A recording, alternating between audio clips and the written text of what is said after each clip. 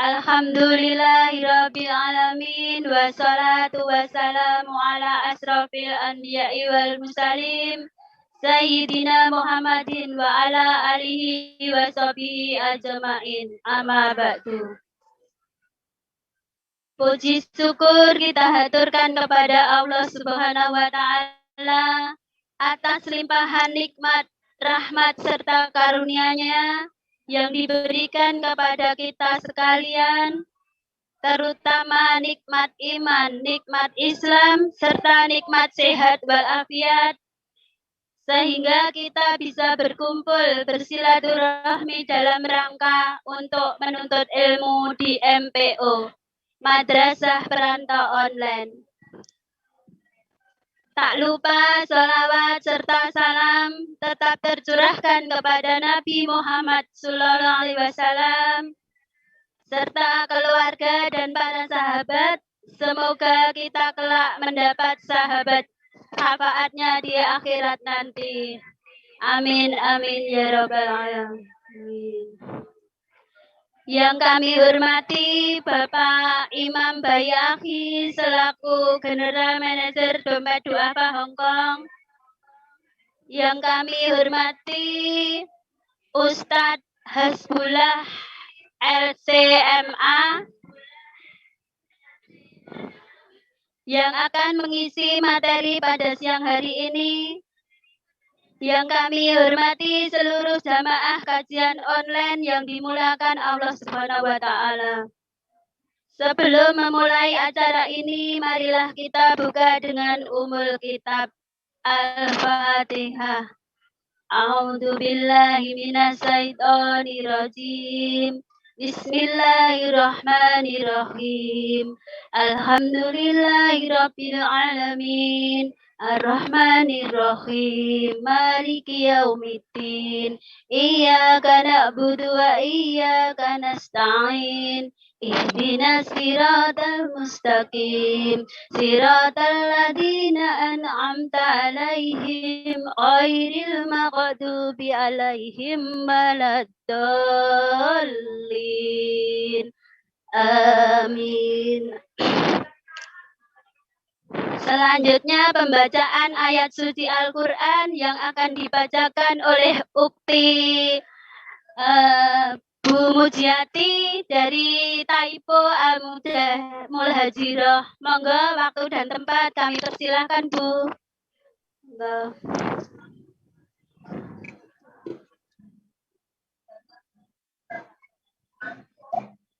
Assalamualaikum warahmatullahi wabarakatuh. Waalaikumsalam warahmatullahi wabarakatuh. Waalaikumsalam warahmatullahi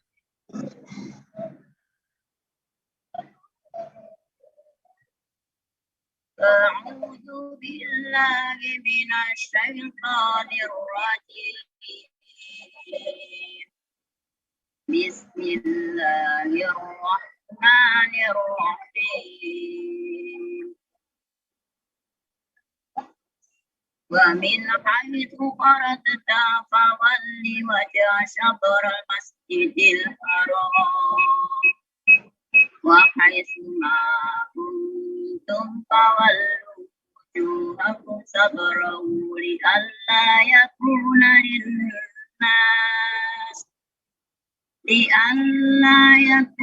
linnasi 'alaikum hujjatun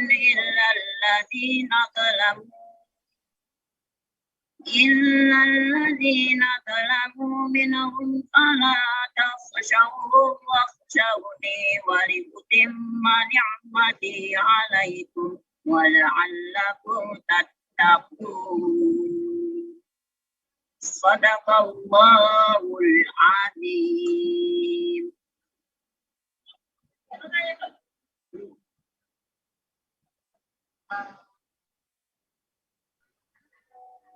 Assalamualaikum warahmatullahi wabarakatuh.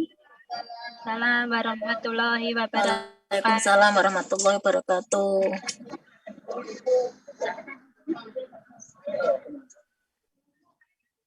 Alhamdulillahirabbil alamin. Semoga bacaan ayat suci Al-Quran tadi menjadi pahala bagi yang membaca dan mendengarkan, serta menjadi penentram hati, syafaat dan cahaya kita semua di dalam kubur dan di yaumul akhir kelak. Amin, amin, ya rabbal alamin.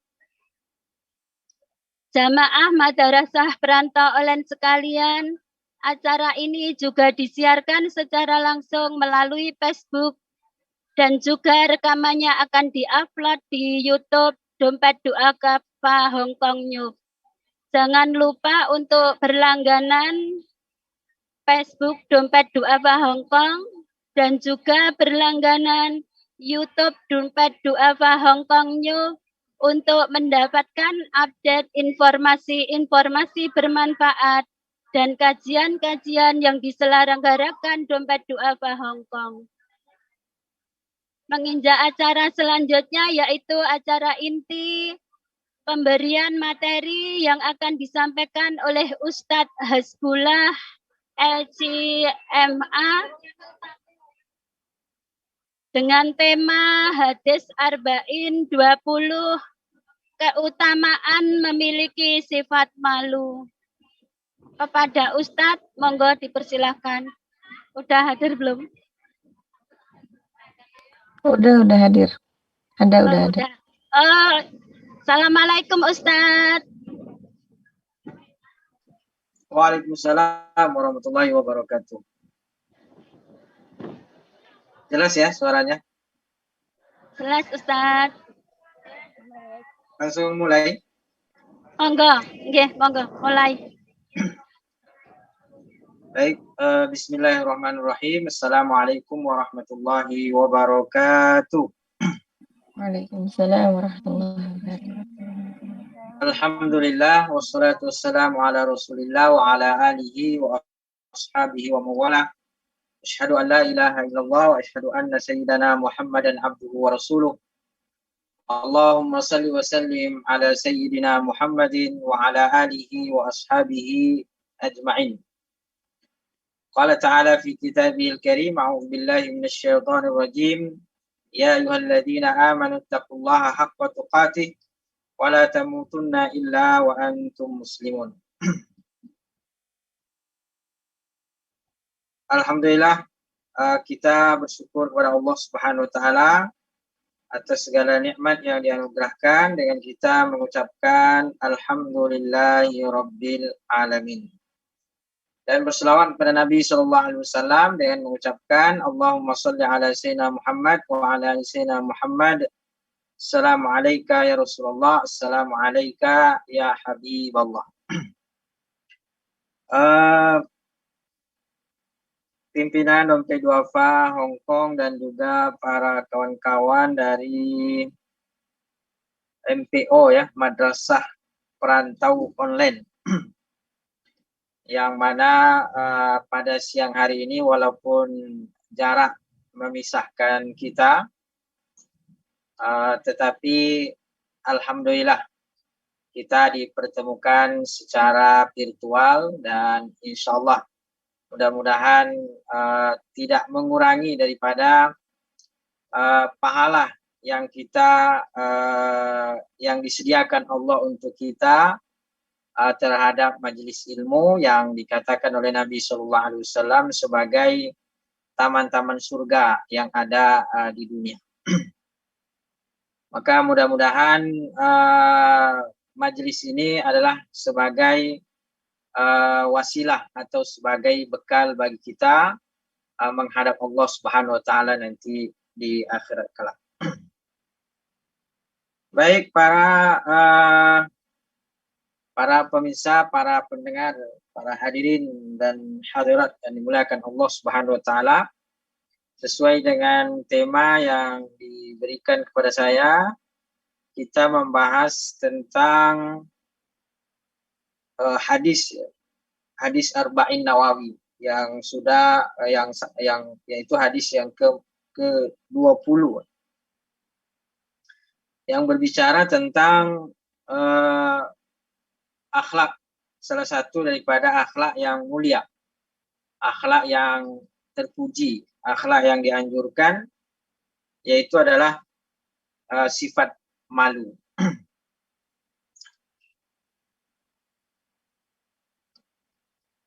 dalam hadis ini pertama kita membaca hadisnya, yaitu adalah hadis yang diriwayatkan oleh sahabat an Abi Mas'udin Uqbah bin Amril Ansari.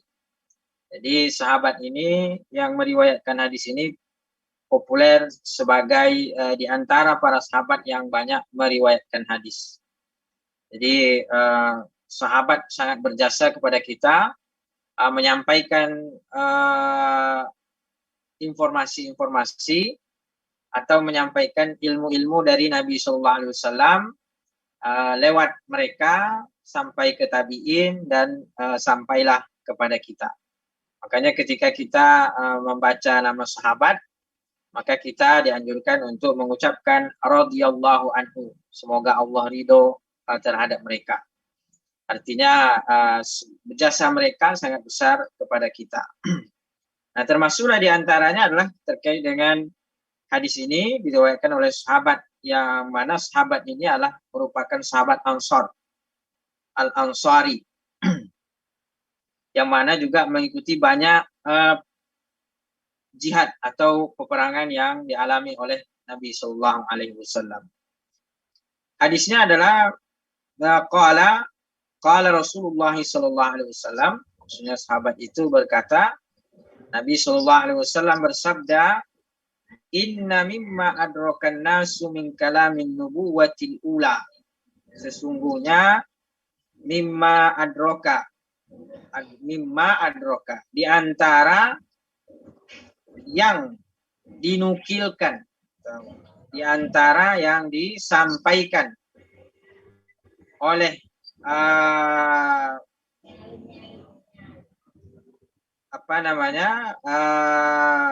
disampaikan oleh para nabi, atau yang bahkan diterima oleh para nabi sebelum Nabi Muhammad SAW,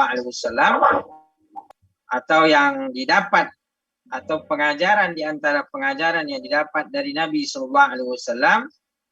Inna mimma adrakan nasu min kalamin nubuwatil ula. Jadi sifat ini tidak hanya dari Nabi SAW, tapi juga sudah populer, ya, sudah populer di kalangan nabi-nabi sebelumnya. Maka disebutkan bahwa inna mimma adrakan nasu min kalamin nubuwatil ula idza lam tastahi fasna ma syi'ta. Kalau tidak, artinya ucapan yang didapat dari nabi dan juga para nabi-nabi sebelumnya yang bergulir, yang dinukilkan, yang disampaikan, yaitu adalah ucapan idza lam tastahi fasna ma syi'ta. Idza lam tastahi, kalau tidak malu, kata Nabi SAW, kalau tidak malu, artinya kalau tidak punya rasa malu, fasna ma syi'ta, maka berbuatlah sesuka hatimu, atau berbuatlah sesuai dengan kehendak. Nah, di dalam menjelaskan hadis ini, dan hadis ini terdapat di dalam kitab Sahih Bukhari. Dan kita tahu bahwa kitab Sahih Bukhari adalah salah satu daripada kitab yang sangat yang sangat otentik, ya. Artinya kitab yang sangat terpercaya dari sisi ilmu hadis. Itu adalah sahih daripada Imam Bukhari radhiyallahu anhu. Nah, berkaitan dengan hal ini, para ulama menjelaskan bahwa hadis ini sangat menganjurkan atau sangat memotivasi kepada kita untuk memiliki daripada sifat malu. Kenapa? Karena disebutkan bahwa ketika seseorang tidak memiliki sifat malu, maka dia tidak memiliki sesuatu yang menghalang dia untuk melakukan perbuatan yang tercela. Karena kenapa kenapa orang terhalang untuk melakukan perbuatan tercela? Karena dia masih ada rasa malu terhadap dirinya. Tapi kalau misalnya kenapa manusia misalnya dia menutup auratnya, terutama yang sifatnya aurat-aurat yang sensitif ya. Nah, itu karena ada rasa malu. Tapi kalau sudah tidak ada rasa malunya, mungkin dibukanya saja. Nah, maka malu ini, sifat malu adalah sifat yang membuat seseorang menghalangi dirinya untuk melakukan perbuatan yang dilarang oleh Allah Subhanahu wa taala. Nah, makanya ketika dikaitkan dengan iman, keimanan kepada Allah Subhanahu wa taala, maka malu ini adalah disebutkan oleh Nabi dalam riwayat lain, malu itu adalah bagian daripada iman. Kata Nabi sallallahu alaihi wasallam, al-haya'u syu'batun minal iman. Jadi malu itu adalah cabang atau di antara daripada rantingnya iman. Syu'batun, kata Nabi sallallahu alaihi wasallam, al-haya'u syu'batun minal iman. Jadi malu itu adalah syu'bah, jadi bagian cabang daripada iman. Maka oleh karena itu ketika orang punya keimanan kepada Allah Subhanahu wa taala, maka mestinya juga dia punya rasa malu. Kemudian juga dalam riwayat lain, Nabi SAW juga bersabda, al-haya'u la ya'ti illa bi khairin. Malu itu tidak mendatangkan kecuali kebaikan. Nah, jadi memang banyak hadis-hadis Nabi SAW yang menjelaskan tentang fadilahnya, tentang keutamaannya. Kemudian juga kata Nabi SAW, al-haya'u khairun kullu. Jadi malu itu adalah seluruhnya adalah kebaikan. Artinya sama juga dengan tadi bahwa sifat malu itu insya Allah akan memberikan kebaikan dalam hidup kita. Lalu kemudian kalau kita lihat bahwa malu ini ada tingkatannya. Sifat malu. Tingkatan yang pertama adalah sifat malu terhadap sesama manusia. Jadi kita ini terhadap sesama manusia harus punya rasa malu. Jadi dengan itulah yang bisa menghalangi kita untuk melakukan perbuatan yang tercela di hadapan manusia. Nah, kemudian ada juga tingkatan malu kepada Allah Subhanahu wa taala. Nah, inilah di antara yang sangat penting. Kalau malu kepada manusia menghindarkan kita dari perbuatan tercela di hadapan manusia, menghindari perbuatan-perbuatan yang buruk di hadapan manusia. Karena kalau kita tahu ada perbuatan yang tercela, misalnya aib, ada orang melihat kita, maka kita biasanya sungkan atau malu untuk melakukannya. Kalau kita tahu di suatu tempat misalnya kita diawasi oleh CCTV,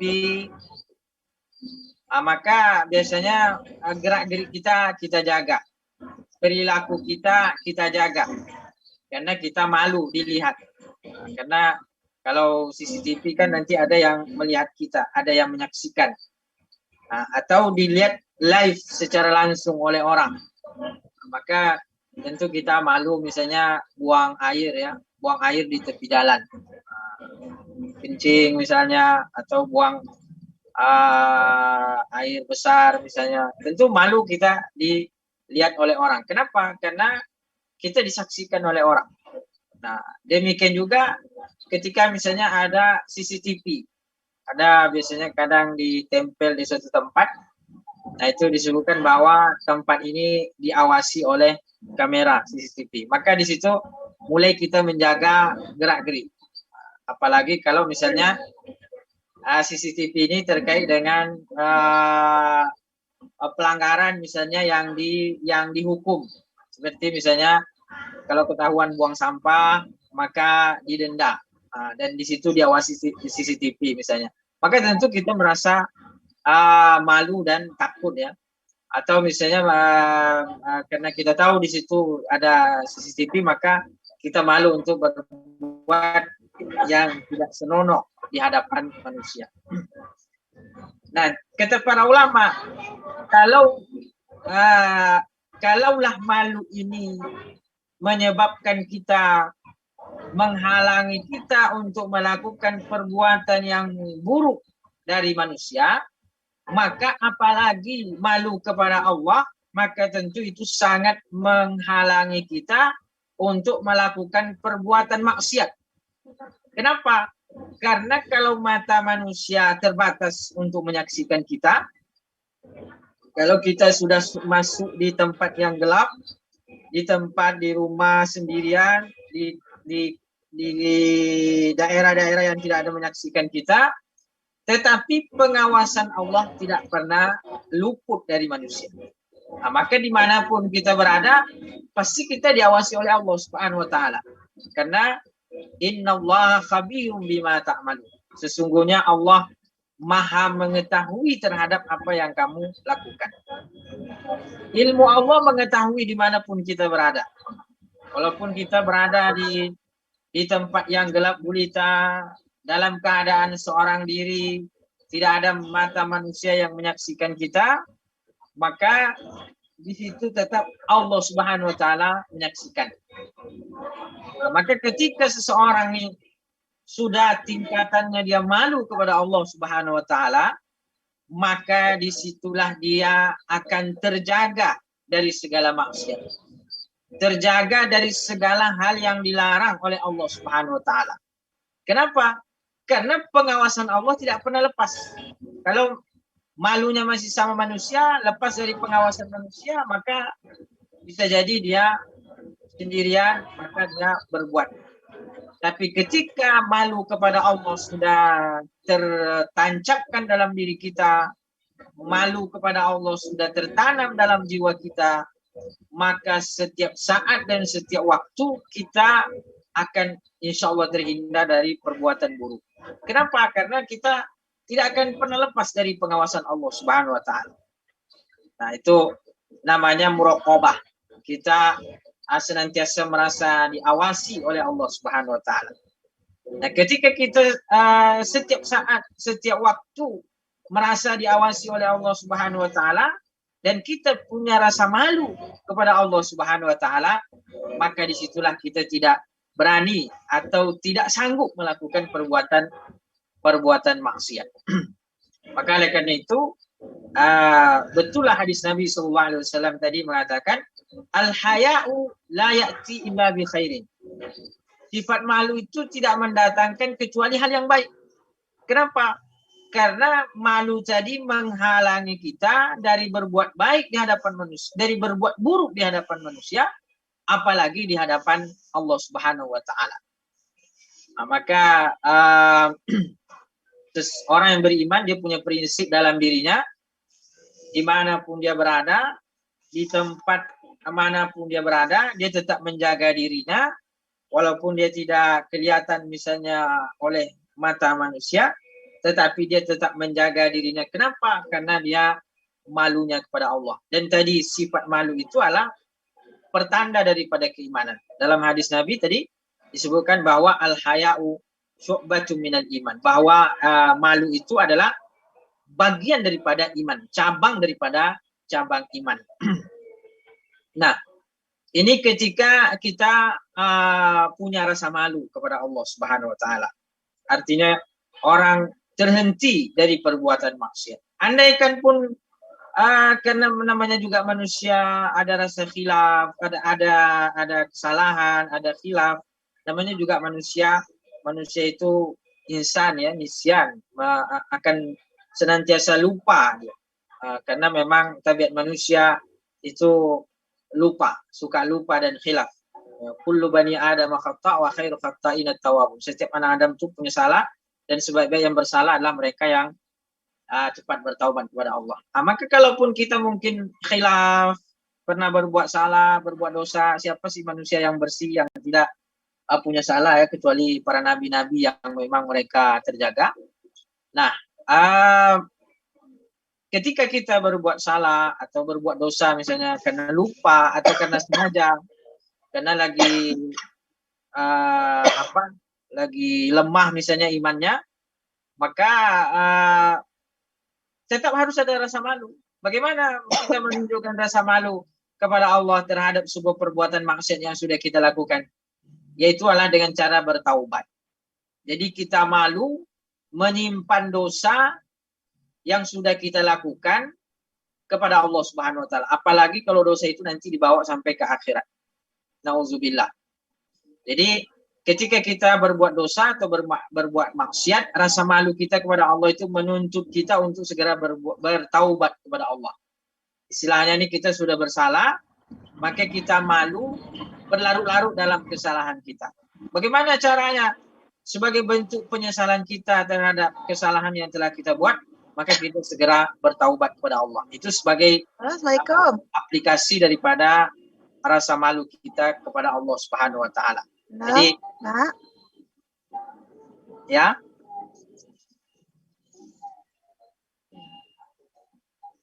Ada instruksi?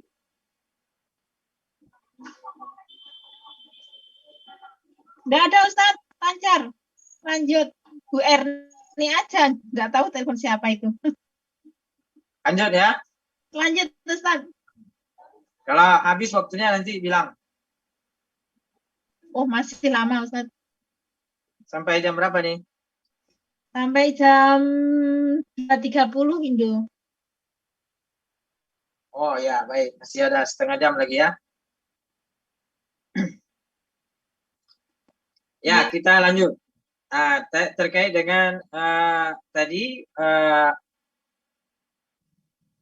artinya juga fungsi rasa malu terhadap Allah itu ketika kita sudah berbuat kesalahan, berbuat dosa, maka rasa malu kita kepada Allah itu menuntut kita untuk segera bertaubat.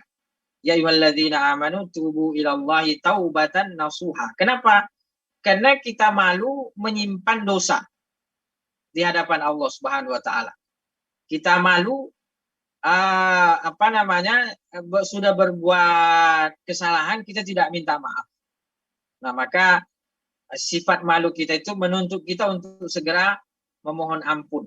Nah, itu salah satu di antara yang dicintai oleh Allah. Jadi yang dicintai oleh Allah kepada kita itu adalah ketika seorang berbuat dosa maka segera dia memohon ampun. Bukan dosanya yang dicintai ya, tetapi segeranya memohon ampun. Kalau berbuat dosa itu Allah tidak suka, tapi yang namanya kita sebagai manusia kadang-kadang lalai, kadang-kadang lupa, kadang-kadang khilaf. Tetapi Allah cinta dengan orang yang berbuat dosa tapi dia segera dia mengevaluasi diri, segera dia mengintrospeksi diri, segera dia memuhasabah diri, dan dengan itu dia ada penyesalan, lalu penyesalannya itu menyebabkan dia bertaubat. Makanya kata Nabi SAW, watbi sayyi'atal hasanata tamtuha. Ikutilah ikutilah setiap keburukan itu dengan kebaikan. Maka insya Allah kebaikan yang kita buat menghapus keburukan-keburukan di masa yang lalu. Kemudian juga perbuatan dosa dan maksiat yang kita simpan ini dan kita sudah bertaubat kepada Allah, insya Allah akan hapus. Sehingga dengan demikian kita tidak membawa, artinya kita malu membawa dosa itu nanti sampai ke akhirat. Maka rasa malu ini membantu kita untuk menyesali perbuatan-perbuatan kita di masa yang lalu, terutama ketika Allah masih memberikan kepada kita kesempatan untuk hidup.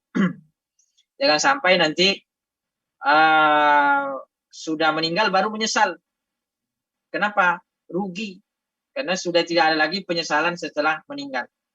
Fir'aun saja menyesal ketika dia sudah tenggelam di laut. Tapi penyesalannya tidak berguna. Orang kafir ketika diperlihatkan nanti tempatnya di neraka, ketika dihisab, selesai hisab, lalu kemudian dia menyaksikan tempatnya di neraka, maka orang kafir mengatakan, ayauma yanzurul mar'u ma qaddamat yadah wa yaqulul kafiru ya laitani kuntu turaba. Saat orang kafir menyaksikan tempatnya di neraka di akhirat kelak, barulah di situ dia menyesal. Ya laitani kuntu turaba. ya Allah, andaikan aku dulu di dunia hanyalah berupa butiran-butiran debu saja. Nah, maka sifat ketika seorang memiliki sifat malu, maka dia akan cepat menyesal, cepat bertaubat, dia cepat memperbaiki diri di sisi Allah Subhanahu wa taala. Nah, makanya malu kepada Allah ini harus kita punya, harus kita miliki, karena itu yang sangat membantu kita. Malu kepada Allah ini mencegah kita dari perbuatan keji, dari perbuatan yang mungkar, dan juga ketika perbuatan yang buruk itu sudah terjadi, maka malu itu sangat memotivasi kita untuk segera meminta ampun atau bertaubat kepada Allah Subhanahu wa taala. Nah, kemudian juga malu itu tidak hanya kepada Allah, tidak juga kepada manusia ya. Tetapi juga malu itu bisa juga kepada misalnya makhluk yang lain. Maka malu kepada benda mati misalnya. Karena pada hakikatnya kan benda mati ini dia juga punya apa namanya ini, dia juga hidup di sisi Allah ya, berzikir. Makanya benda-benda mati yang ada di sekitar kita itu, jangan salah, mereka juga berzikir, bertasbih kepada Allah. Nah, tapi kata Allah Subhanahu wa taala, walakin la tafqahuna tasbihahum. Tapi kalian tidak paham tasbihnya. Jadi kita juga harus punya rasa malu terhadap makhluk-makhluk Allah yang lain, baik yang hidup maupun benda mati. Demikian juga pada makhluk gaib justru. Nah, makanya ketika kita masuk ke dalam toilet misalnya, kita dianjurkan untuk membaca doa Allahumma inni a'udzubika minal khubuthi wal khaba'ith. Ya Allah, aku berlindung kepadamu dari keburukan. Aku berlindung kepadamu dari jin laki-laki dan juga jin perempuan. Wal khaba'ith. Koi Mbak Amin koi dia monggo di silent ya. Ada disebutkan bahwa ya. Nah, ketika kita masuk ke dalam toilet misalnya, maka kita dianjurkan untuk membaca doa Allahumma inni a'udzubika minal khubuthi wal khaba'ith. Kata Nabi SAW bahwa doa itu maknanya adalah perlindungan terhadap jin, baik yang laki-laki maupun yang perempuan. Jadi aku berlindung dari jin laki-laki maupun dari jin perempuan. Kata Nabi SAW, barang siapa yang membaca doa tadi ketika dia masuk ke dalam toilet, maka doa itu akan menjadi penghalang bagi auratnya, bagi aurat dia dengan mata jin. Jadi ketika kita membaca doa itu, maka jin tadi, makhluk gaib tadi tidak bisa menyaksikan aurat kita walaupun terbuka, karena biasanya kalau kita mandi aurat-aurat kita terbuka. Nah, sebagai rasa malu kita, walaupun kita tidak melihat dia, tapi jin ini kan menyaksikan kita. Nah, bagaimana kita menutup matanya dari kita agar aurat kita terjaga? Yaitu adalah dengan cara membaca doa tadi. Nah, ini menunjukkan bahwa kita juga harus punya rasa malu terhadap makhluk yang gaib, dan dengan itu tidak hanya kita rasa malu ya, tapi menghindarkan kita insya Allah dari keburukan mereka.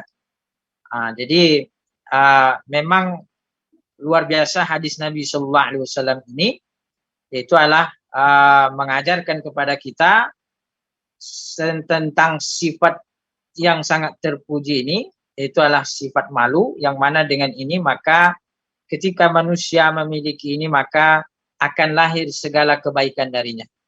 Tapi kalau orang sudah tidak punya rasa malu, maka dalam sebuah riwayat, dalam sebuah ungkapan ya, jangan engkau mengharapkan kebaikan terhadap orang yang sudah tidak punya rasa malu lagi. Kenapa? Karena ketika dia berbuat, dia tidak ada rasa malu. Bahkan bisa jadi bangga dengan keburukannya. Nauzubillah. Salah satu yang sangat dibenci oleh Allah Subhanahu wa taala adalah orang yang bangga dengan keburukannya. Kalau kita berbuat keburukan lalu kemudian kita masih merasa malu, maka itu adalah sebuah hal yang baik. Makanya ketika Nabi Shallallahu Alaihi Wasallam mengatakan bahwa salah satu keburukan yang sangat dibenci oleh Allah, yang sangat dibenci oleh Nabi adalah ketika seseorang berbuat maksiat di malam hari, ditutup oleh Allah, tapi di siang harinya dia ceritakan kepada orang. Artinya dia berbuat sendiri, tapi di siang hari diceritakan. Ini perbuatan yang sangat buruk. Apalagi kalau itu terkait dengan rumah tangga, ya. Nah, jadi misalnya dia cekcok malam hari dengan suami dan istri misalnya. Cekcoknya lewat HP misalnya. Atau chattingan misalnya. Kelahi lewat chattingan. Habis itu tidak ada yang tahu, hanya mereka berdua yang tahu. Tetapi besoknya diposting misalnya di Facebook, dijadikan sebagai sebagai profil atau sebagai apalah ya, di WhatsApp-nya misalnya, atau di Instagram-nya, di media-media yang lain. Maka itu sangat dibenci oleh Allah Subhanahu wa taala. Kenapa? Karena keburukan yang kita lakukan ketika kita ditutup oleh Allah Subhanahu wa taala itu sebuah nikmat. Artinya kita berbuat buruk ditutup oleh Allah. Justru itu yang kita harapkan. Bagaimana keburukan kita ini ditutup oleh Allah. Jadi ada doanya, Allahumma stur uyubana, ya Allah tutuplah aib kami di dunia maupun di akhirat. Makanya dalam sebuah riwayat Nabi SAW mengatakan, man satara aibahu fid dunya satarallahu aibahu fil akhirah. Barang siapa yang menutup aib saudaranya di dunia, maka Allah akan menutup aibnya di akhirat kelak. Nah, jadi ketika kita ingin ditutup aib kita di akhirat kelak, karena nanti di padang mahsyar itu akan ditampakkan seluruh perbuatan kita. Nah, agar aib-aib kita yang buruk nih tidak ditampakkan Allah kepada orang, maka kita menutup aib saudara kita di dunia. Tapi kalau kita suka mengumbar aib saudara kita di dunia, selesai urusan. Habis aib kita nanti dibongkar oleh Allah Subhanahu wa taala. Nah, ada orang yang tidak punya rasa malu. Dia berbuat keburukan di malam hari, ditutup oleh Allah, di siangnya diceritakan. Itu perbuatan yang sangat tidak disukai oleh Allah. Karena ada rasa bangga terhadap kemaksiatan. Allah paling tidak suka dengan orang yang pamer dengan keburukannya. Allah paling tidak suka dengan orang yang pamer dengan kemaksiatannya. Allah paling tidak suka dengan orang yang pamer dengan dosanya. Berbuat maksiat, dosa itu mungkin kadang manusia bersalah. Tapi ketika manusia menutupnya dan dia berusaha untuk bertaubat, itu Allah Subhanahu wa taala masih sangat memakluminya. Bahkan dengan jalan itu insya Allah akan diampunkan oleh Allah Subhanahu wa taala. Nah, kita heran pada hari ini di mana ketika dan ini sudah semacam seperti tren ya, di mana ketika orang kelahi suami istri, orang tidak ada yang tahu, besoknya dia di postingnya di Facebooknya misalnya, sehingga semua orang tahu.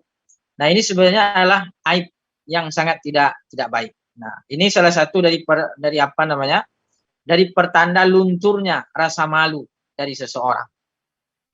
Ketika dia suka mengungkapkan keburukan keluarganya, keburukan rumah tangganya. Karena ketika dia ada masalah dengan rumah tangga, lalu kemudian dia ungkapkan kepada orang, sama dengan mencoreng muka sendiri. Nah, jadi ketika rasa malu ini sudah hilang dari seseorang, maka payah kita mengharapkan kebaikan darinya. Seperti tadi misalnya, dia bangga dengan kemaksiatannya. Dia suka berbohong, tapi dia bangga dengan kebohongannya. Nah, hari ini bisa kita lihat bahkan orang korupsi bermiliar-miliar, bertriliun bahkan, kadang-kadang orang sekarang sudah tidak terlalu malu, biasa aja, udah masuk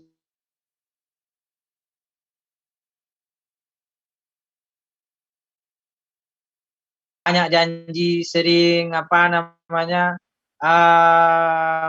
sering melakukan hal-hal yang tidak sesuai dengan kebaikan, atau melakukan hal-hal yang sifatnya pelanggaran misalnya, tapi dia merasa tidak malu. Bahkan itu ya dianggapnya lah sebagai sesuatu yang biasa saja. Maka ketika orang sudah bangga dengan kemaksiatannya, sudah bangga dengan keburukannya, maka taubatnya itu susah diharapkan. Artinya ketika orang membanggakan keburukannya, membanggakan dosanya misalnya, dia justru dengan dia udah buka aurat, bangga pula dengan perbuatan tersebut. Dia misalnya sudah apa namanya, sudah berbuat dosa, bangga pula dengan dosanya itu. Nah, itu nauzubillah. Berarti dia sudah luntur sifat malu darinya. Nah, ini bahaya. Maka oleh karena itu kita berharap kepada Allah Subhanahu wa taala, mudah-mudahan jangan dicabut daripada sifat malu dari kita. Karena itulah yang menjaga kita. Nah, kata para ulama, memang malu yang terbaik tadi adalah malu kepada Allah Subhanahu wa taala. Jadi malu yang tertinggi, sifat malu kita adalah malu kepada Allah. Jadi kita meninggalkan perbuatan buruk itu karena malu kepada Allah Subhanahu wa taala. Tapi kadang-kadang memang malu kepada manusia ini sangat membantu juga. Memang awalnya kita kenapa tidak melakukan perbuatan ini, misalnya malu kepada tetangga atau malu kepada orang lain, malu kepada orang intinya. Nah, ini sebagai langkah awal bagus. Artinya bahwa malu kepada manusia itu sangat membantu kita untuk mencegah dari perbuatan yang tidak baik. Tetapi kita harus meningkat. Jadi nanti lama-lama malu kita ini tidak lagi hanya sebatas malu kepada manusia, tetapi bagaimana malu kita itu adalah betul-betul malu kepada Allah. Jadi kita meninggalkan, misalnya nih ada satu perbuatan maksiat, kita tidak lakukan. Kenapa? Karena malu kepada manusia. Ini bahaya. Kenapa? Karena di saat dia sendiri bisa jadi dia lakukan, karena tidak lagi dilihat oleh manusia. Tapi kalau malunya kepada Allah Subhanahu wa taala, baik ada manusia atau tidak ada yang menyaksikan, maka insya Allah dia tetap dia tetap terjaga, karena memang sifat malunya itu adalah berasal dari dirinya, memang itu adalah sifatnya sebagai sebagai orang beriman kepada Allah, maka dia memang malunya kepada Allah Subhanahu wa taala. Kemudian yang terakhir dalam tema ini, jadi kalau ada tanya jawab atau diskusi barangkali boleh dipersilahkan. Nah, malu juga bisa dibagi menjadi dua. Ada malu yang terpuji dan ada malu yang tercela. Nah, yang kita sebutkan tadi, yang kita sampaikan tadi itu bisa dikatakan sebagai malu yang terpuji. Artinya malu yang baik itu adalah malu melakukan hal-hal keburukan di hadapan manusia atau di hadapan Allah Subhanahu wa taala. Makanya kata Nabi SAW dalam hadis tadi bahwa al-haya' la ya'ti bi khairin. Malu itu tidak mendatangkan kecuali yang baik. Karena maksudnya di sini adalah malu yang terpuji adalah ketika kita malu melakukan perbuatan yang buruk di hadapan manusia dan di hadapan Allah Subhanahu wa taala. Nah, tetapi malu ini ada juga yang tercela. Di antaranya adalah malu terkait dengan ilmu. Jadi misalnya dalam sebuah riwayat pernah ada seorang sahabat ya, ada seorang sahabat nih, dia ingin mempertanyakan, tapi pertanyaannya ini adalah persoalan sensitif ya. Jadi terkait dengan terkait dengan hubungan atau pribadi, sifatnya pribadi, yaitu disebutkan terkait dengan sperma ya. Nah, Apakah ketika perempuan melihat sperma atau keluar dari dirinya, dia juga harus mandi atau bagaimana? Nah, ini pernah seorang sahabat menyampaikannya kepada Imam Ali radhiyallahu anhu karena dia malu menyampaikannya kepada Nabi sallallahu alaihi wasallam.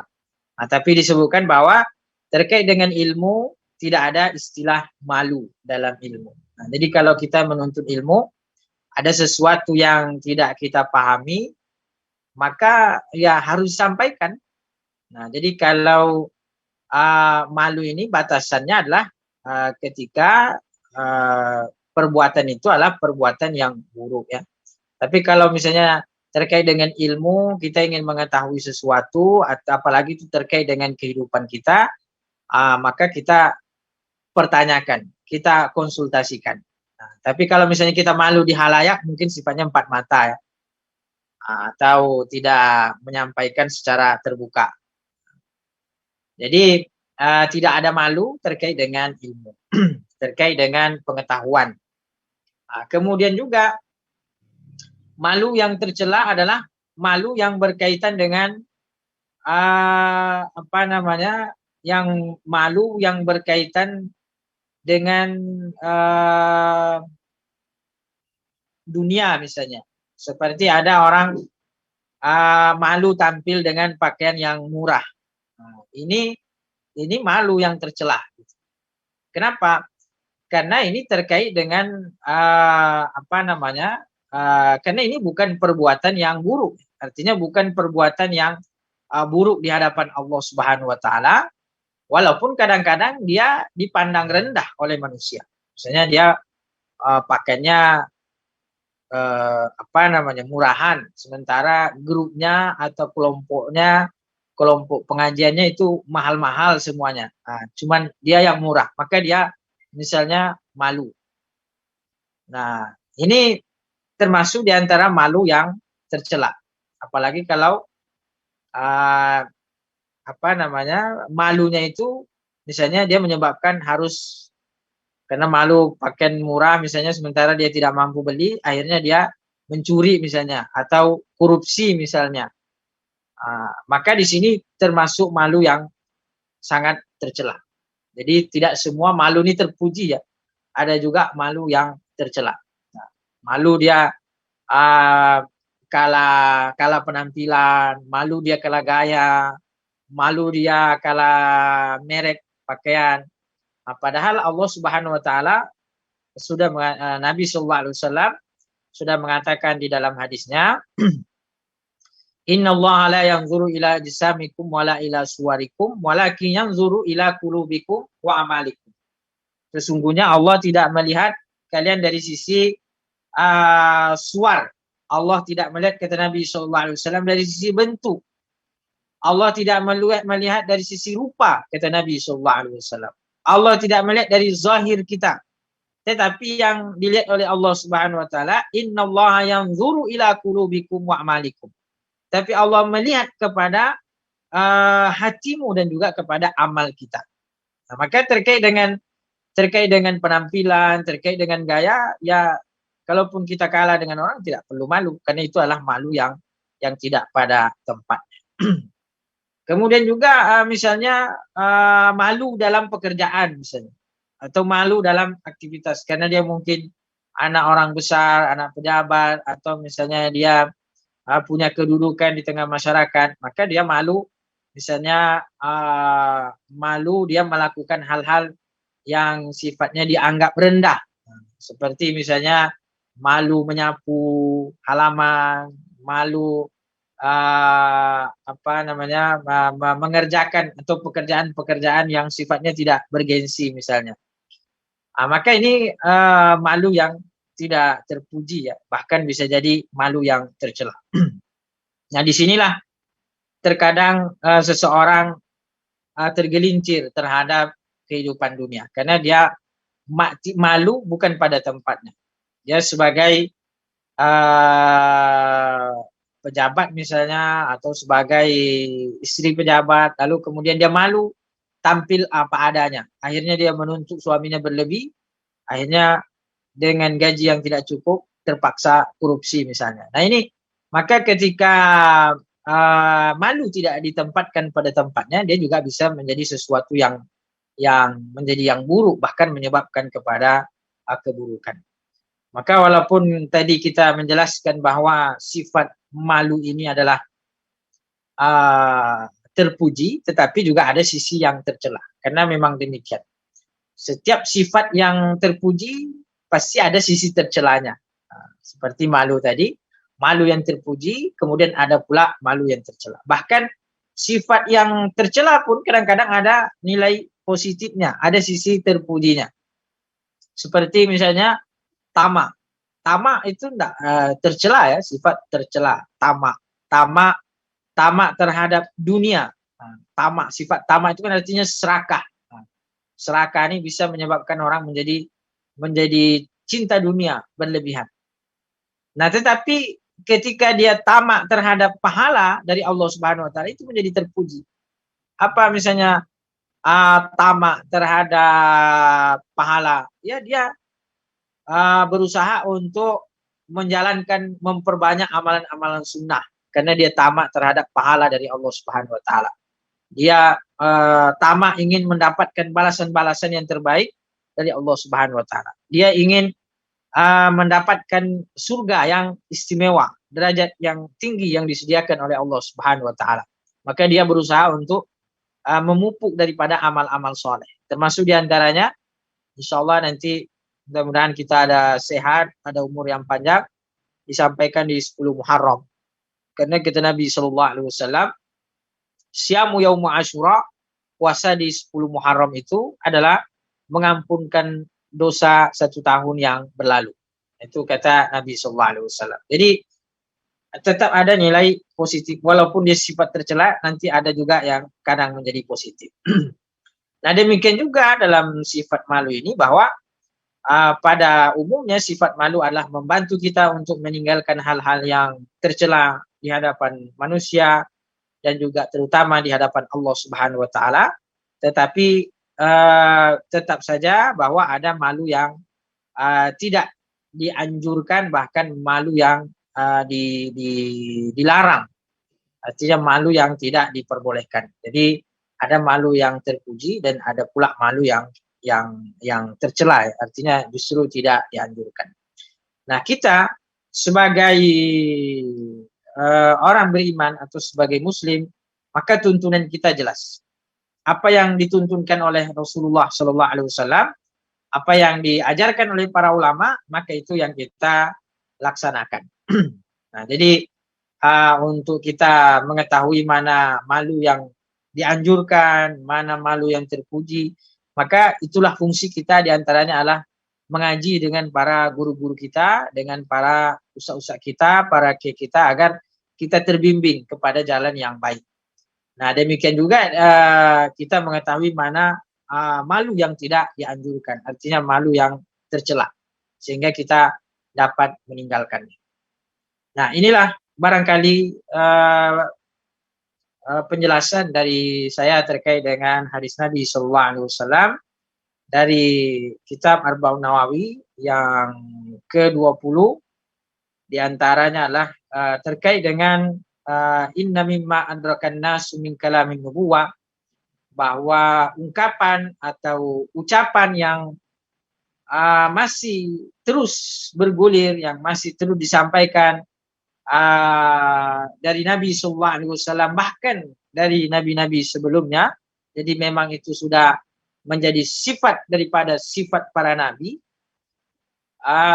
adalah kalau tidak malu maka berbuatlah sesuka hati. Jadi kalau tidak punya malu, berbuat sesuka hati.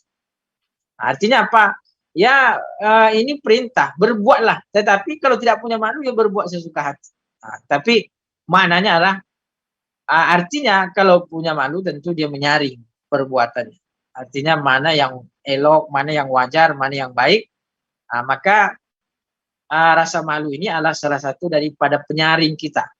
Rasa malu ini, sifat malu adalah salah satu daripada penyaring terhadap mana perbuatan yang baik dan mana perbuatan yang buruk. Kalau dia perbuatan yang baik maka kita laksanakan. Nah, tapi kalau dia perbuatan yang buruk, baik buruk di hadapan manusia atau di hadapan Allah Subhanahu wa taala, maka kita berusaha untuk menghindarinya. Kecuali ada hal-hal yang buruk di hadapan manusia tapi baik di hadapan Allah, ya kita tetap kembali kepada Allah Subhanahu wa taala. Jadi kita tidak pusing dengan urusan manusia, tetapi yang kita perhatikan adalah antara kita dengan Allah Subhanahu wa taala. Mudah-mudahan kita senantiasa dibimbing oleh Allah Subhanahu wa taala untuk mendapatkan hal-hal yang baik, terutama dari sifat malu, kebaikan-kebaikan daripada sifat malu. Dan kebaikan sifat malu ini sangat luar biasa karena mencegah kita untuk berbuat kemungkaran di hadapan manusia dan terutama di hadapan Allah Subhanahu wa taala. Maka ketika orang punya rasa malu, maka insya Allah dia terjaga dirinya, terjaga badannya, terjaga lisannya, terjaga perbuatannya dari hal-hal yang dilarang oleh Allah Subhanahu wa taala. Baik dia dalam keadaan sendiri, baik dia dalam keadaan disaksikan oleh orang maupun dia dalam keadaan sendiri, dia insya Allah terjaga di sisi Allah Subhanahu wa taala. Baik, itulah yang dapat saya sampaikan terkait dengan hadis ini. Mudah-mudahan menjadi ilmu yang bermanfaat bagi saya sendiri dan kita semua insya Allah. Baik, kalau ada diskusi atau tanya jawab, ini tadi 14.30 ya, ini udah 14.29, jadi waktunya ada sampai. Alhamdulillah, semoga apa yang telah disampaikan oleh Ustadz Hasbullah bisa bermanfaat bagi kita semua, bertambah ilmu serta keimanan kita. Semoga ikhtiar ini membawa keberkahan bagi hidup kita di dunia dan di akhirat kelak. Amin. Amin ya rabbal alamin. Selanjutnya masih ada sekitar 20 menit ya Pak Ustadz. Silakan bagi yang mau bertanya, saya persilakan.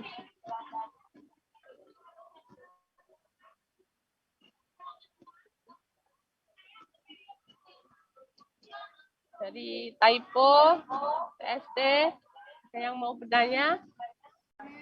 Assalamualaikum warahmatullahi wabarakatuh. Waalaikumsalam warahmatullahi wabarakatuh.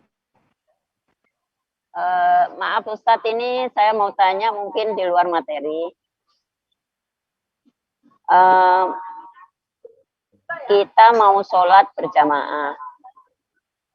Sementara ada teman yang lain masih ambil wudhu. Terus saya melakukan sholat sunnah dulu. Karena yang wudhu itu masih lama, sambil menunggu mereka, saya itu beranjak dari tempat sholat saya. Terus di situ saya ngobrol. Sambil menunggu teman yang lain, terus untuk memulai sholat berjamaah tersebut. Itu gimana Ustaz? Terima kasih. Wassalamualaikum warahmatullahi wabarakatuh. Waalaikumsalam warahmatullahi wabarakatuh. Ya,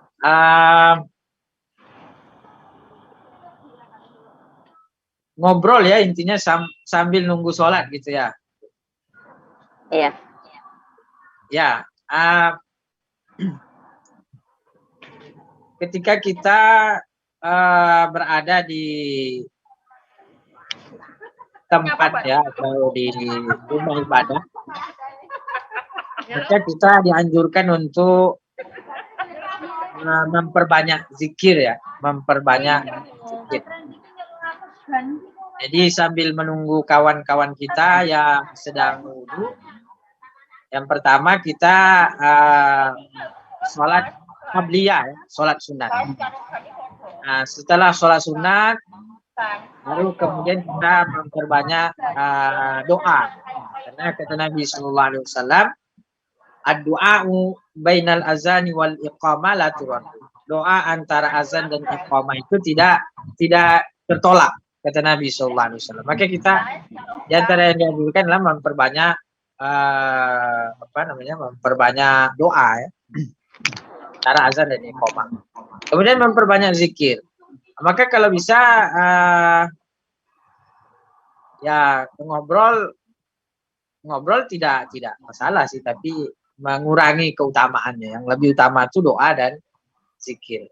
Tapi kalaupun ngobrol, yang ngobrol berkaitan misalnya mungkin dengan perkara maslahat akhirat ya. Jadi, tapi kalau misalnya perkara dunia, ngobrolnya kemana-mana, apalagi menggunjing, wah ini apa namanya, menyatukan antara pahala dengan dosa gitu. Jadi ya mengobrol itu tidak apa namanya, tergantung kontennya ya. Kalau kontennya itu adalah terkait dengan perkara agama, tentu tidak ada masalah, bahkan bisa jadi dianjurkan. Tapi kalau ngobrol perkara-perkara yang sifatnya duniawi, sebaiknya mungkin ditinggalkan dulu nanti setelah selesai ibadah. Tapi kalau kontennya itu adalah justru ya dosa, harus ditinggalkan, baik di sambil menunggu sholat atau bahkan di waktu yang lain. Nah, jadi tapi kontennya atau hal yang paling baik dilakukan ketika itu adalah memperbanyak ibadah, terutama doa. Kata Nabi SAW bahwa doa antara azan dan iqamah itu tidak tertolak ya. Apalagi di saat seperti ini kita memperbanyak doa agar negeri kita segera dibebaskan dari pandemi ya, dari corona, dan juga kita semua dijauhkan dari wabah ini. Kalau tapi kalau kawan-kawan di ini ya, di mana nih? Di Hong Kong ya? Iya. Gimana kondisi di sana? Alhamdulillah, baik Ustaz. Alhamdulillah ya. Kalau di sini PPKM, di mana-mana jalan disekat. Iya, Ustaz. Ustaz mau bertanya. Ya, silakan. Kalau ada pertanyaan. Ya. Saya Nur Halimah, Ustaz mau bertanya terkait hadis ini. Apakah ada kisah para istri Nabi gitu, atau tentang ya wanita-wanita hebat di zaman dulu dengan berkaitan dengan hadis ini, hadis arba'in ini? Terima kasih Ustaz.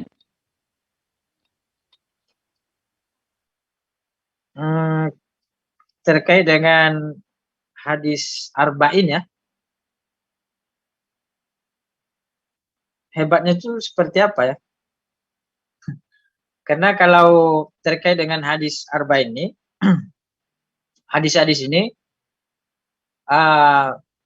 itu memang menunjukkan daripada istri-istri Nabi yang luar biasa, terutama misalnya seperti Sayyidah Aisyah.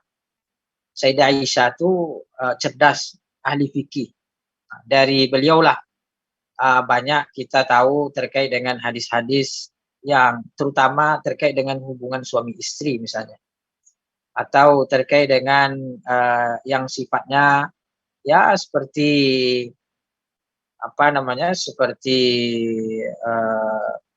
sperma, kemudian hubungan intim dan lain sebagainya, mandi wajib, itu adalah banyak diketahui daripada istri-istri Nabi SAW, karena mereka yang mengalami bersama dengan Nabi, cara mandinya bahkan, kemudian juga adab ketika mandi wajib, kemudian juga karena kalau sahabat-sahabat yang laki-laki kan mereka tahu yang tampak-tampak saja, sementara perkara ini adalah perkara yang sifatnya apa namanya, perkara yang sifatnya adalah pribadi ya. Maka di antara kehebatan atau hikmah daripada Nabi SAW menikahi Sayyidah Aisyah misalnya, contohnya ya, yang masih muda, itu di antara hikmahnya adalah untuk menunjukkan kepada kita bahwa betapa Sayyidah Aisyah ini adalah orang yang cerdas, kemudian juga dari beliaulah kita banyak mengetahui hadis-hadis terkait dengan kehidupan rumah tangga Rasulullah SAW. Jadi, dan Sayyidah Aisyah ini termasuk di antara yang banyak meriwayatkan hadis.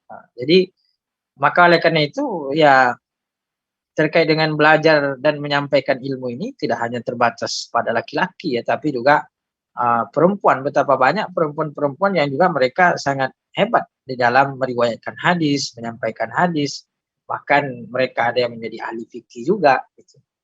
Nah, itu semua diperoleh dari bagaimana istri-istri Rasulullah SAW. Maka hikmah Jadi jangan kadang ada orang memandang hanya Nabi SAW melihat misalnya Sayyidah Aisyah dinikahi di umur 9 tahun seolah-olah Nabi karena nafsu. Nauzubillah, itu jauh. Nabi SAW jauh dari sifat tersebut. Kenapa? Kalau kita lihat hikmahnya luar biasa. Sayyidah Aisyah di samping cantik, beliau cerdas luar biasa. Begitu banyak hadis-hadis yang diriwayatkan oleh beliau. Betapa banyak ilmu-ilmu fikih yang didapatkan dari Sayyidah Aisyah. Maka banyak murid-murid beliau ini dari kalangan sahabat, yaitu Sayyidah Aisyah radhiyallahu anha. Itu kalau kita bicara tentang peran istri Rasulullah sallallahu alaihi wasallam. Jadi kehebatan mereka ini bukan hebat itu kan bukan sekedar artinya dia ikut berperang atau ikut terjun ke medan perang, bukan hanya itu, tapi adalah jauh lebih daripada itu adalah terkait dengan ilmu yang kita pahami sampai sekarang. Ilmu-ilmu yang kita terima sampai sekarang itu betapa banyak dari jalur-jalur dari para istri-istri Nabi SAW. Nah itu maka dari situ kita paham bahwa luar biasa hikmah Nabi SAW menikahi daripada istri-istrinya sehingga kita mendapatkan ilmu dari mereka. Banyak banyak periwayatan hadis mereka yang disampaikan kepada kita sehingga menjadi ilmu yang luar biasa bagi kita. Nah itu kira-kira ya, mungkin di situ atau ada yang lain. Syukran. Apa yang Ustaz maksud adalah kitab Qurratul Uyun untuk apa? Untuk suami istri itu ya? Ada bersenggama itu. Apa kitab yang dimaksud Ustaz adalah Qurratul Uyun atau ada kitab lain mengenai yang diriwayatkan oleh istri Nabi tersebut? Terima kasih Ustaz. Assalamualaikum. Waalaikumsalam warahmatullahi wabarakatuh. Iya, banyak kitab-kitab yang ditulis oleh para ulama kalau terkait dengan hubungan suami istri ya, atau terkait dengan sejenisnya. Tetapi terkait dengan misalnya seperti mandi wajibnya Nabi SAW, bagaimana Nabi ketika misalnya mandi wajib, beliau memulai dengan membasuh, beliau memulai dengan berwudu misalnya. Ketika beliau mandi wajib, bagaimana beliau ketika mandi tetap menutup auratnya misalnya, atau kadar air Nabi SAW ketika beliau misalnya mandi wajib, atau bahkan misalnya sperma itu suci ya, tidak najis. Nah artinya kalau kita ingin sholat dan di pakaian kita ada sperma misalnya, maka itu tidak membatalkan sholat kita. Dari mana ilmu itu didapat? Dari Sayyidah Aisyah. Sayyidah Aisyah dalam sebuah riwayat mengatakan bahwa saya menemukan air mani di pakaian Nabi SAW. Kalau air mani itu basah, saya basuh. Tapi kalau air mani itu kering, saya cukup mengerik-ngeriknya, kata Sayyidah Aisyah. Nah dari hadis ini para ulama mengambil kesimpulan bahwa mani itu tidak najis, tapi dia adalah sesuatu yang suci. Karena kalau najis ngapain dikerik oleh Sayyidah Aisyah? Tapi harus dibersihkan, dibasuh mestinya kan gitu. Nah ini kan luar biasa nih dari Sayyidah Aisyah. Artinya tidak hanya sekedar kitab yang berbicara tentang hubungan suami istri, tapi terkait dengan ilmu fikih secara umum. Nah terutama dalam bab toharoh misalnya. Dalam bab toharoh, mandi wajib, dan lain sebagainya, itu sangat luar biasa. Dan begitu juga dalam hadis-hadis lain yang begitu banyak diriwayatkan oleh para istri-istri Nabi SAW yang menjadi bekal bagi kita. Dan tidak hanya terkait dengan hubungan suami istri, tapi juga ada kehidupan rumah tangga dari sisi yang lain, seperti bagaimana misalnya candanya Nabi SAW. Bagaimana kasih sayang Rasulullah SAW terhadap istri dan keluarganya. Karena Nabi SAW mengatakan, ana khairukum li ahli. Sebaik-baik kalian, kata Nabi, adalah orang yang paling baik terhadap keluarganya. Dan kata Nabi SAW, wa ana khairukum li ahli. Dan aku adalah orang yang paling baik terhadap keluargaku. Nah, Nabi menjamin itu. Dan Nabi tidak hanya mengucapkan aku adalah orang yang paling baik terhadap keluargaku. Tapi kalau kita baca hadis-hadis yang lain, kita baca siro-siro yang lain, memang ternyata Nabi SAW luar biasa dalam menyikapi misalnya ketika ada istrinya yang marah, ketika ada istrinya yang cemburu, bahkan ketika salah seorang istri Nabi SAW marah kepada Nabi karena ketika dia pergi, Nabi SAW itu mendatangi budaknya. Maka istrinya ini marah besar. Apa kata istrinya? Engkau izinkan aku pergi karena engkau ingin mendatangi budak. Maka kata Nabi SAW, apa yang menjadi masalah? Dia adalah budakku dan halal untukku, kata Nabi SAW. Karena dulu bicara perbudakan jangan kita lihat dari sisi sekarang, tapi kita melihat zaman itu bahwa budak adalah sesuatu yang dibolehkan, bahwa budak adalah sesuatu yang lumrah, bukan aib atau bukan sebuah keburukan ketika itu. Apalagi kalau memperlakukan budaknya dengan baik. Maka kata Nabi SAW, apa yang salah? Dia adalah budakku, halal untukku, kata Nabi SAW. Tapi karena istrinya ini marah dengan itu, maka apa kata Nabi SAW? Demi Allah, kalau untuk mencari ridhamu. Jadi Nabi mengalah. Padahal istrinya marah, dan marahnya ini ya Nabi ada alasan bahwa itu adalah budaknya dan itu halal untuknya. Tapi kata Nabi SAW, demi Allah, kalau demi untuk mendapatkan ridhamu, kata Nabi, demi untuk mendapatkan ridhamu, wahai istriku, istrinya tadi yang marah, maka mulai hari ini kuharamkan untukku budak. Jadi Nabi SAW mengharamkan yang halal untuknya demi untuk mendapatkan ridho atau memadamkan atau menetralkan keadaan suasana hati istri beliau. Nah, ini menunjukkan tentang tentang sisi-sisi daripada kehidupan keluarga Nabi SAW. Dan itu dari mana kita dapat? Kita peroleh tentu dari istri-istri Nabi yang sangat luar biasa. Maka banyak ilmu yang diwariskan oleh mereka kepada kita. Wallahu a'lam. Baik, itu. Ada lagi atau sudah cukup? Sudah kelamaan? Mungkin masih ada waktu 5 menit. Kalau tidak ada yang bertanya, langsung ke doa saja Pak Ustadz. Apa itu? Masih ada waktu 5 menit. Kalau tidak ada yang ingin bertanya, langsung ke doa saja. Kita doa lagi ya. Baik, marilah kita mengakhiri majelis kita ini sama-sama bermunajat,